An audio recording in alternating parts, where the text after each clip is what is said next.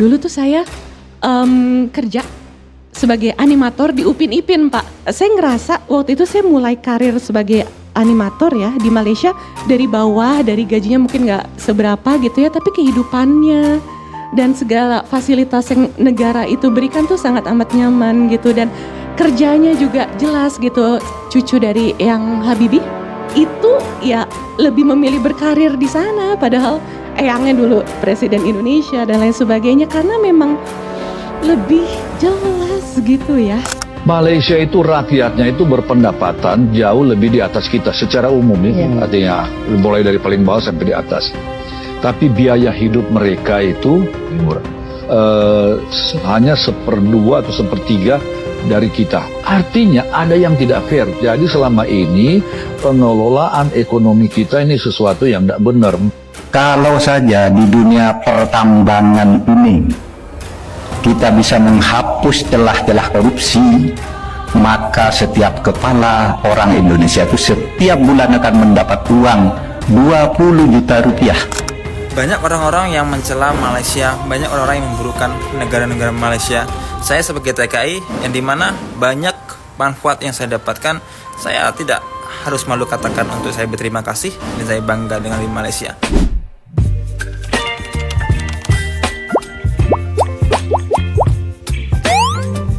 Halo sahabat semua, balik lagi bareng saya, Ria Oktorina. Pernah nggak kamu berpikir kenapa makin hari makin banyak orang Indonesia yang memutuskan untuk kerja di luar negeri? Padahal kita ini negara besar loh, punya segalanya. Tapi ironisnya, justru rakyatnya sendiri banyak yang merasa hidup di negeri orang jauh lebih nyaman dan menjanjikan.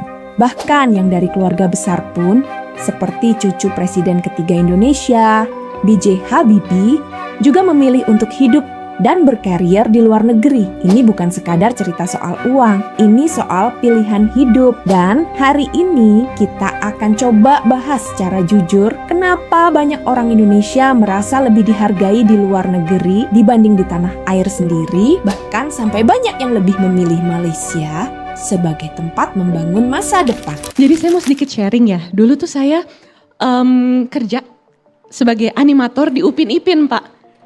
Dan Upin Ipin alhamdulillah booming ya di Indonesia, alhamdulillah. Jadi memang awalnya saya kuliah di Malaysia karena suka dan cinta banget pada animasi pada masanya. Terus waktu itu sih belum ada tempat kuliah animasi di Indonesia yang mumpuni. Tapi kalau sekarang udah Masya Allah udah banyak banget yang bagus. Dan terus lanjut kerja, kebetulan senior-senior saya yang bikin Upin Ipin tuh dapat funding, dapat grant gitu ya dari pemerintah di sana. Terus hiring lah adik-adik kelasnya, anak-anak kampus, dan memang pasar Indonesia tuh selalu menggoda. Jadi saya di-hire dan kebetulan memang secara ekosistem pekerjaan pipeline animasi itu udah nyambung karena satu kampus, dan akhirnya bikinlah Upin Ipin. Season awal tuh saya masih ikut. Saya bikin setting and background, animate juga frame by frame dan lain sebagainya. Nah, pada saat itu memang jujur yang bikin saya pulang, jadi saya sekitar 7 tahun ya di sana kuliah dan kerja. Itu alasan pertama, saya tuh pengen coba entrepreneurship, karena bagaimanapun kalau kita mau mencoba melakukan hal lain dan berwirausaha tuh ada semacam safety net di negara kita sendiri. Yang kedua, saya tuh kebayang takut banget orang tua tiba-tiba Allah ambil ketika saya jauh. Walaupun kemarin it happens, tetap shock, tapi paling nggak saya tidak menjadi anak yang menyesal gitu. Nah itu yang bikin saya pulang sebenarnya. Tapi sebenarnya kehidupan di luar tuh nyaman dan gimana ya? Saya ngerasa waktu itu saya mulai karir sebagai animator ya di Malaysia dari bawah, dari gajinya mungkin nggak seberapa gitu ya, tapi kehidupannya dan segala fasilitas yang negara itu berikan tuh sangat amat nyaman gitu, dan kerjanya juga jelas gitu. Saya punya sahabat ya, Sasha Subono, temanku ini cucu dari Eyang Habibie. Sekarang kerja jadi animator, kita sesama animator perempuan ya, di Weta Studio di New Zealand. Itu ya lebih memilih berkarir di sana, padahal Eyangnya dulu Presiden Indonesia dan lain sebagainya, karena memang lebih jelas gitu ya.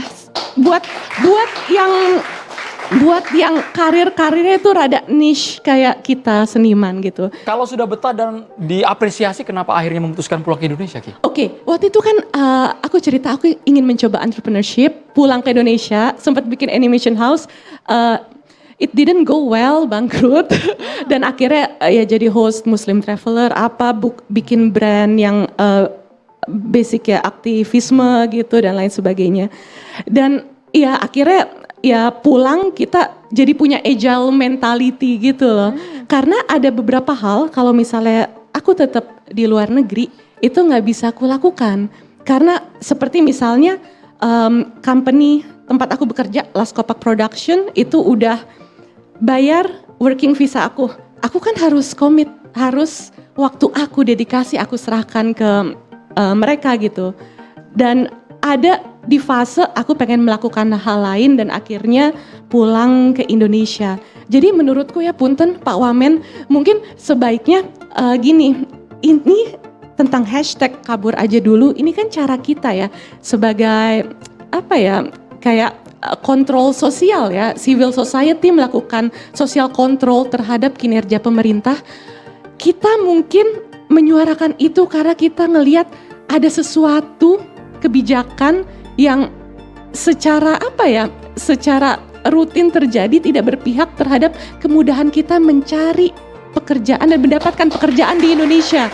Malaysia itu rakyatnya itu berpendapatan jauh lebih di atas kita secara umum ya, artinya mulai dari paling bawah sampai di atas. Tapi biaya hidup mereka itu murah. Hanya 1/2 atau 1/3 dari kita. Contoh ini, jalan tol yang panjang saya drive sendiri ya saya tahu 485 km bayar uang rupiah ini kalau dirupiahkan 170.000. Kita ke Semarang hampir 500.000, lebih pendek 100 sekian. Namanya BBM, dia juga impor kan. BBM di sana RON 95 dan yang benar. RON 95. Itu 7.000 sekian.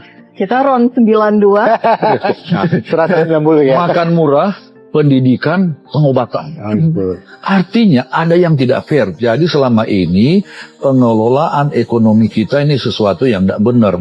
Kalau saja di dunia pertambangan ini kita bisa menghapus celah-celah korupsi, maka setiap kepala orang Indonesia itu setiap bulan akan mendapat uang 20 juta rupiah tanpa kerja apapun.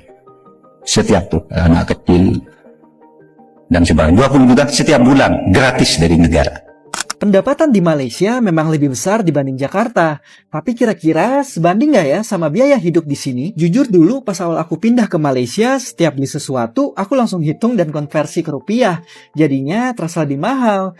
Padahal kalau dilihat dari gaji yang aku terima di sini, harga tersebut masih masuk akal banget loh. Contoh untuk sewa tempat tinggal. Dibandingkan dengan Jakarta, menurutku harga sewa di sini masih terjangkau. Apalagi dengan fasilitas apartemen yang sudah fully furnished, lengkap dengan gym, kolam renang, sauna, dan bahkan beberapa apartemen juga menyediakan lapangan badminton. Harga sewa per bulan tergantung dari tipe kamar dan lokasi apartemen. Untuk tipe kamar medium balcony seperti yang aku tempatin sekarang, harga sewanya Rp800 atau sekitar 2,9 juta per bulan.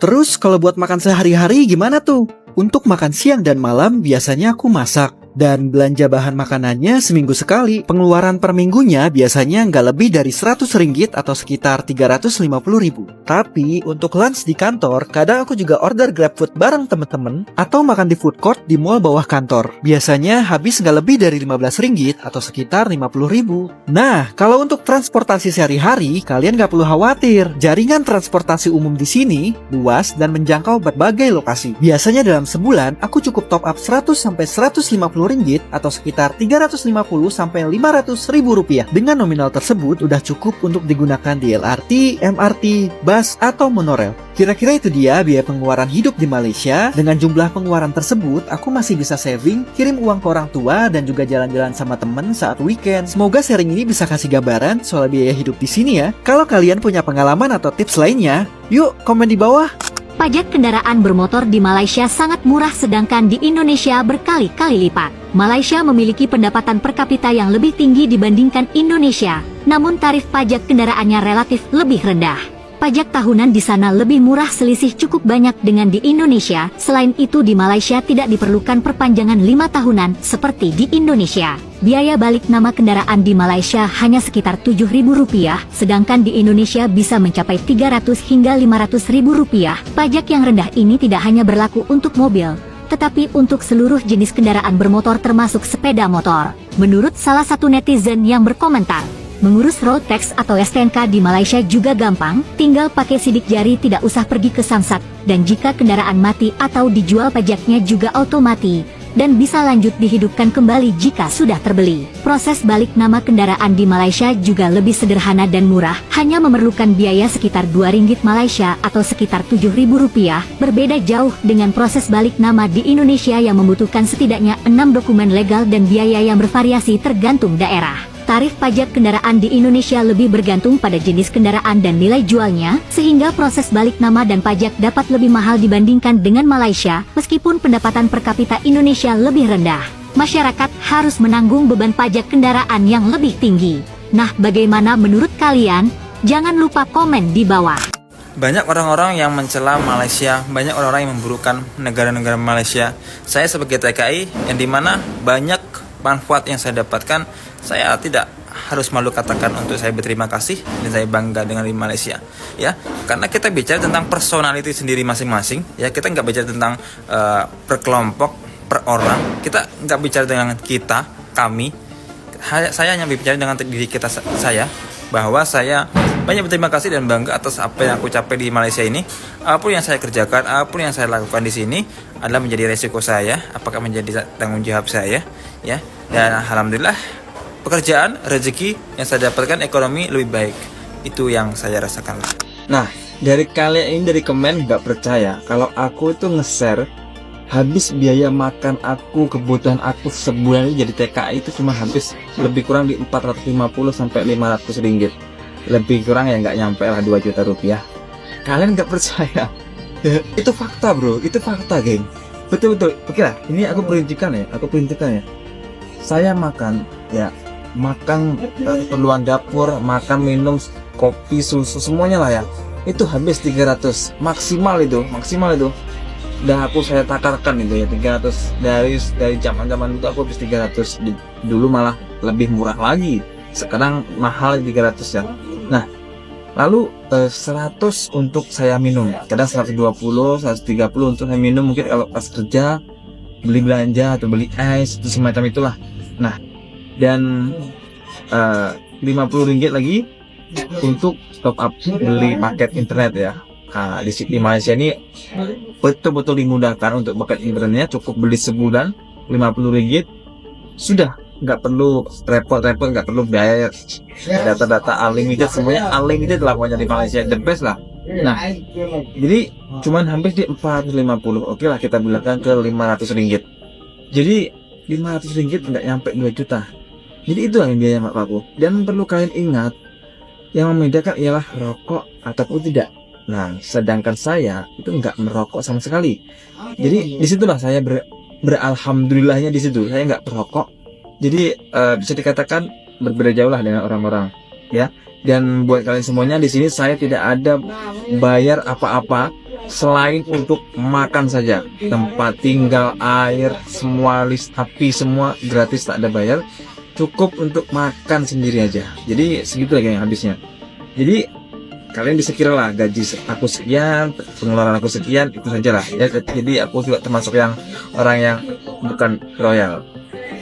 Kamu tahu nggak? Banyak dari kita yang tumbuh dengan mimpi besar, pengen sukses di negeri sendiri, pengen bangun keluarga di kampung halaman, tapi realitanya nggak semanis harapan. Banyak anak muda yang akhirnya berkata dalam hati, kalau tetap di sini, masa depan gue bisa stuck. Dan itu bukan karena mereka kurang usaha, tapi karena sistem yang belum siap untuk menghargai usaha mereka. Salah satu contoh yang cukup menyentuh datang dari cucu Presiden B.J. Habibie. Ia adalah perempuan muda, cerdas, punya keahlian di bidang kreatif, dan lulusan dari luar negeri. Tapi, tahu enggak kamu, ia lebih memilih hidup dan berkarier di luar negeri. Bukan karena dia nggak cinta Indonesia, tapi karena di luar sana, peluang dan penghargaan terhadap kemampuan itu jauh lebih besar. Dan Malaysia jadi salah satu destinasi yang paling banyak dipilih warga Indonesia. Kenapa? Karena kerja di Malaysia dianggap jauh lebih nyaman dan stabil dibanding di Indonesia. Di Malaysia, gaji tenaga kerja, terutama di sektor profesional, lebih kompetitif, biaya hidup relatif stabil, sistem transportasi rapi, dan urusan perizinan atau administrasi kerja juga lebih simpel. Bahkan banyak pekerja migran kita yang bilang, di sana kerja keras mereka lebih dihargai. Bukan sekadar dilihat dari gelar atau koneksi, tapi dari apa yang bisa mereka hasilkan. Kamu nggak perlu jadi orang kaya atau punya orang dalam dulu buat bisa naik jabatan. Asalkan kamu punya kemampuan dan attitude yang baik, kamu bisa berkembang. Bandingkan dengan di Indonesia, kadang orang yang benar-benar kompeten harus rela duduk di posisi yang sama bertahun-tahun. Sementara yang dekat dengan atasan bisa naik cepat. Dan ini bukan sekadar keluhan dari 1-2 orang, tapi dari ribuan pekerja yang akhirnya memilih hijrah. Tentu kita bangga dengan mereka yang sukses di luar, tapi di sisi lain ini juga jadi cermin besar buat kita. Kenapa Indonesia belum bisa jadi tempat yang ideal buat rakyatnya sendiri? Sahabat Ria Oktorina, keputusan untuk bekerja di luar negeri bukan sekadar pilihan ekonomi. Ini seringkali jadi pilihan hidup, pilihan untuk dihargai, untuk berkembang, dan untuk menjalani hidup yang lebih manusiawi. Kita nggak bisa salahkan mereka yang pergi, karena dalam banyak kasus, mereka justru lebih bisa membanggakan Indonesia dari luar negeri lewat prestasi, etos kerja, dan dedikasi mereka. Tapi yang lebih penting dari itu adalah bagaimana kita memperbaiki keadaan di dalam negeri agar suatu hari nanti mereka yang sekarang merantau bisa merasa layak untuk kembali. Indonesia harus jadi tempat yang adil bagi semua, tempat yang menghargai kerja keras, mendukung inovasi, dan memberikan kesempatan kepada siapapun yang mau maju, bukan hanya bagi yang punya koneksi, tapi bagi semua yang punya potensi. Terima kasih sudah nonton sampai habis. Kalau kamu setuju atau punya pengalaman sendiri soal kerja di luar negeri, boleh banget share di kolom komentar. Jangan lupa like dan subscribe biar kita bisa terus sama-sama buka mata dan hati demi masa depan Indonesia yang lebih baik. Saya Ria Oktorina, sampai ketemu lagi di video berikutnya. Tetap semangat, tetap berpikir positif, dan mari sama-sama kita bantu Indonesia untuk jadi lebih kuat. Baby,